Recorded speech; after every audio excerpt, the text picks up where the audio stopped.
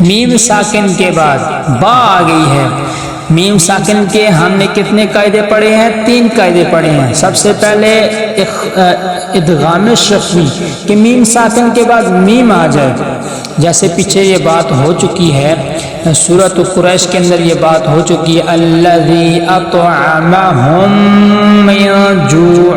ہم، اب یہاں پہ کیا تھا؟ میم ساکن کے بعد میم آ گئی، ادغام شفوی تھا، تو ہم نے کیا کیا تھا؟ میم کی آواز کو، میم کو میم میں ادغام کر کے، مدغم کر کے، داخل کر کے ہم نے ناک میں غنہ کیا تھا۔